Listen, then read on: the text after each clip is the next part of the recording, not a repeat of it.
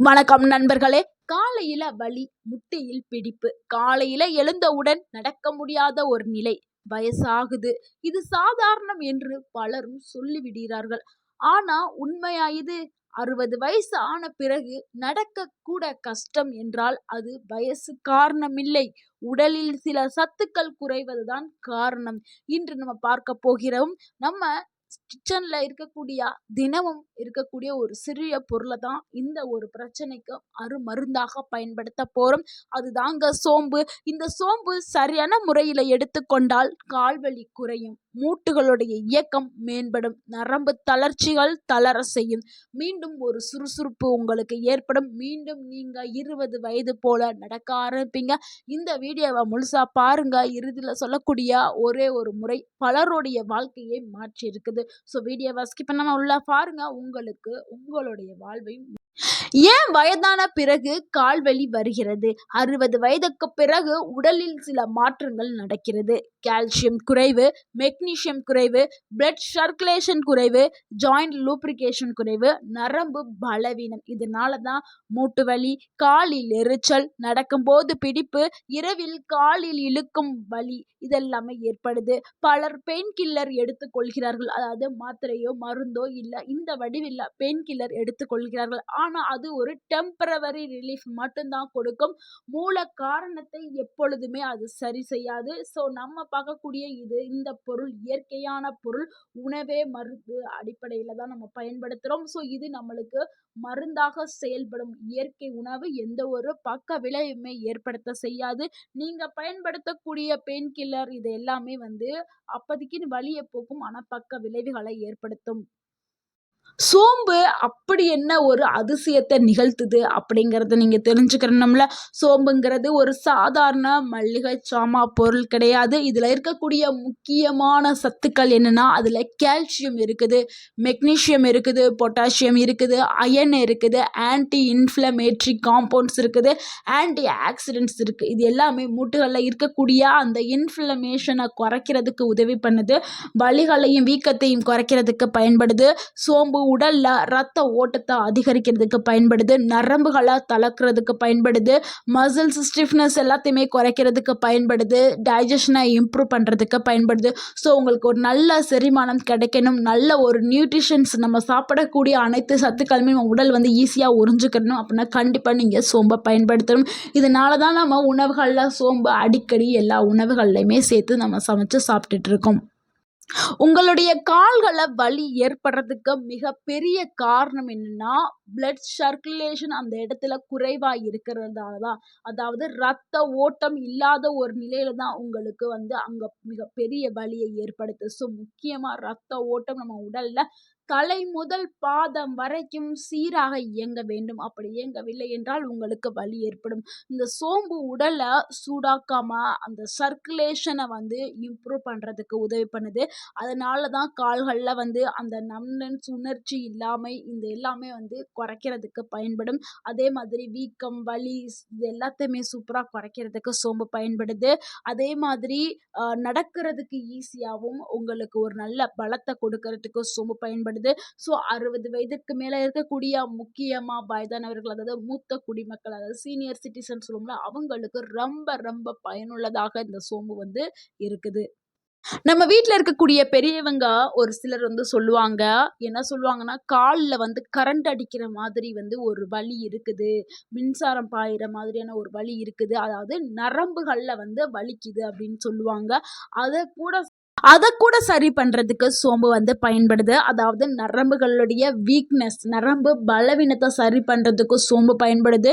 நரம்புகளை நல்லா ஸ்ட்ராங் ஆக்குறதுக்கு சோம்பு பயன்படுது. சோம்பில் இருக்கக்கூடிய அந்த மெக்னீஷியம் நர்வ்ஸ் சிக்னலை இம்ப்ரூவ் செய்கிற வேலையை செய்யுது, மசில்ஸ் ரிலாக்ஸேஷனை கொடுக்குது, கிராம்ப் எல்லாத்தையும் குறைக்கிறதுக்கு பயன்படுது. ஸோ இரவில் தூக்கம் நல்லாத்தையும் தரும். ஸோ வயதானவர்களுக்கு தூக்கம் இன்மை ஏற்படும். ஸோ சோம்பு நீங்கள் பயன்படுத்திட்டு வந்தால் பலன்கள் இரட்டிப்பாக கிடைக்கும். கால்வலிகளும் போக ஆரம்பிச்சிடும், தூக்கமும் நல்லா ஏற்பட ஆரம்பிக்கும், செரிமான பிரச்சனையும் சரியாகும். ஸோ நீங்கள் சோம்பை பயன்படுத்திட்டு நல்ல ஒரு தூக்கத்தை நீங்கள் பெறலாம்.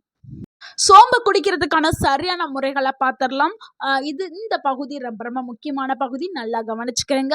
சோம்பு தண்ணீரை எப்படி ரெடி பண்ணலாம்? ஒரு மெத்தட் இது. அதுக்கு நம்ம 1 டேபிள் ஸ்பூன் சோம்பு எடுத்துக்கிட்டு, 1 கப் தண்ணீர எடுத்துக்கிட்டு, 5 நிமிஷம் நீங்க நல்லா கொதிக்க வச்சுட்டு, அதுக்கப்புறம் நல்லா வடிகட்டிட்டு, காலையில வெறும் வயிற்றுல நீங்க 1 கப் சோம்பு தண்ணிய குடிக்கிறது ரொம்ப ரொம்ப நல்லது. அடுத்து 2வது மெத்தட் என்னன்னா, இரவுல சோக் பண்ணி குடிக்கிற மெத்தட். அதாவது இரவு டைம்ல நீங்க ஊற வச்சு காலையில குடிக்கிறது. இதுக்கு என்ன பண்ணணும்னா, 1 டேபிள் ஸ்பூன் சோம்பு எடுத்துட்டு 1 கப் வெந்நீர் வெதுவெதுப்பான தண்ணீல ஊற வச்சிரணும். ஊற வச்சுட்டு காலையில அத எந்திரிச்சு அப்படியே குடிக்கணும். நீங்க ஊற வச்சு குடிக்கிறது தான் ரொம்ப ரொம்ப நல்லது. முக்கியமா சீனியர் சிட்டிசன்ஸ்க்கு வயதானவர்களுக்கு ரொம்ப ரொம்ப நல்லதுன்னா, ஊற வச்சு குடிக்கிற மெத்தட் தான். எனக்கு டைம் இல்ல, நைட்டு நான் ஊற போட மறந்துட்டேன் அப்படின்னா, காலையில நீங்க கொதிக்க வச்சு குடிக்கிறது நல்லதுதான். அடுத்து 3வது ஒரு மெத்தட் என்னன்னா, சோம்பும் பிளஸ் சுக்கும் தாங்க. இது நீங்க இப்படி குடிக்கும்போது உங்களுடைய வாய்வு தொல்லை, அந்த வீக்கம், வயிற்று வீக்கம், உடம்பு வலி இது எல்லாமே சரியாறதுக்கு இந்த 2 காம்பினேஷன் நல்லாருக்கும். சோம்பு மட்டும் குடிக்கிறத விட, அது கூட சுக்கம் சேர்த்து குடிக்கும் பொழுது, இன்னும் நல்ல அதிகமான ஒரு நன்மைகள் உங்களுக்கு கிடைக்கும். சோம்பும், சுக்கும் சேர்த்து குடிச்சீங்கன்னா, உங்க உடல் நல்ல இன்னும் ஆரோக்கியத்தை மேம்படுத்தும். நீங்க இத 7 நாட்கள் தொடர்ந்து எடுக்கும் பொழுது, உங்க உடல்ல என்னென்ன மாற்றங்கள் ஏற்படும்னா, தொடர்ந்து நீங்க எடுக்கும் பொழுது, ஃபர்ஸ்ட் 3 டேஸ்ல உங்க உடல்ல ஏற்பட்ட அந்த ஃப்ளோட்டிங் எல்லாமே குறைஞ்சிரும். 5வது நாள்ல காலையில எந்திரிக்கும்போது இருக்கக்கூடிய அந்த ஸ்டிஃப்னஸ் எல்லாமே குறைய ஆரம்பிச்சிரும். 7வது நாட்கள்ல நீங்க நடக்கும் பொழுது விழுந்துருவீங்க அப்படிங்கிற ஒரு பயமே இருக்காது. அந்த அளவுக்கு உங்களுக்கு ஒரு கான்ஃபிடென்ட், நம்பிக்கை வந்திருக்கும். நீங்க அப்படி நடக்க ஆரம்பிப்பீங்க.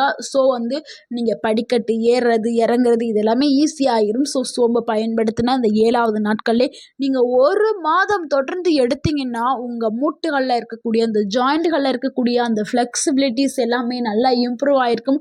உங்களுடைய லெக், அதாவது கால் 2 காலுமே நல்லா ஸ்ட்ரென்த் ஆயிருக்கும். நல்ல ஒரு இம்ப்ரூவ்மெண்ட் உங்களுக்கு தெரிஞ்சிருக்கும். உங்களுடைய உடல்ல எனர்ஜி லெவல் அதிக அளவுல உயர்ந்திருக்கும். இது எல்லாத்தையுமே நீங்களே உணர ஆரம்பிப்பீங்க.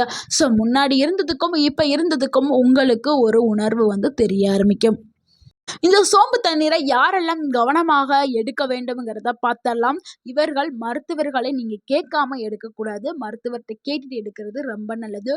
லோ ரத்த அழுத்தம், லோ பிபி இருக்கிறவங்க கண்டிப்பா உங்களுடைய டாக்டர்ட்ட நீங்க அணுகிட்டு தான் அடுத்து எடுக்கணும். அடுத்து பிரெக்னன்சி கர்ப்பிணி பெண்களும் அதே மாதிரி தான். உங்களுடைய டாக்டர்ட்ட நீங்க கேட்டுட்டு எடுக்கிறது நல்லது. அதே மாதிரி கிட்னி ப்ராப்ளம், கிட்னி இஷ்யூஸ் இருக்கிறவங்க கண்டிப்பாக உங்களுடைய மருத்துவர அணுகிட்டு எடுக்கிறது ரொம்ப நல்லது.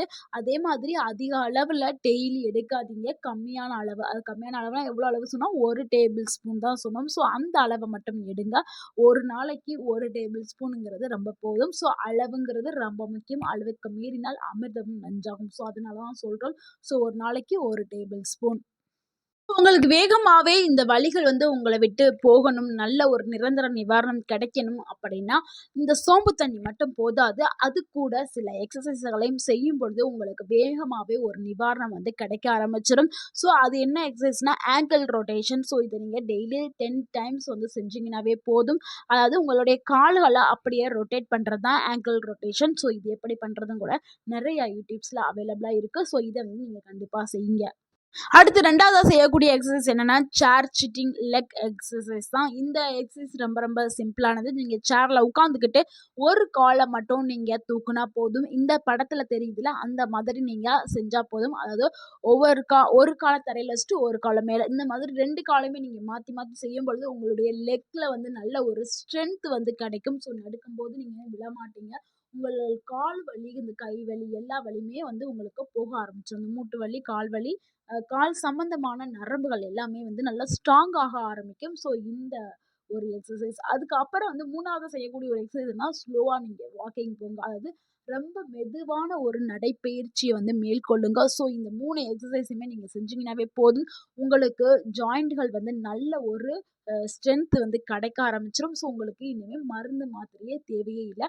ஸோ இந்த சோம்பு தண்ணியை குடிச்சிட்டு இந்த 3 எக்ஸசைஸ் செய்யுங்க. நல்ல ஒரு ரிலீஃப் வந்து உங்களுக்கு கிடைக்க ஆரம்பிக்கும். நண்பர்களே, வயசு அதிகமாயிருச்சு அப்படின்னு நீங்க நினைக்காதீங்க. உடல் பலவீனமாக இருக்க வேண்டிய அவசியம் இல்ல. ஸோ நீங்க சின்ன சின்ன பழக்கங்களையும் சின்ன சின்ன சரியான உணவு முறைகளையும் நீங்க சரியா இயற்கையோடு சேர்ந்து நீங்க முறையா எடுத்துக்கிட்டு வந்தீங்கன்னா, வயசுங்கிறது ஒரு எண்ணிக்கை மட்டும்தான். ஆனா உங்களுடைய உடல் தோற்றமும் உங்களுடைய பழக்க வழக்கமும் உங்களை எப்பவுமே வந்து இளமையாவே வச்சிருக்கும். ஸோ இந்த வாழ்க்கை முறையை நீங்க பின்பற்றிட்டு வாங்க. உங்களுக்கு கண்டிப்பாக ஒரு இளமையான ஒரு வாழ்க்கை வந்து மறுபடியும் கிடைக்கும்.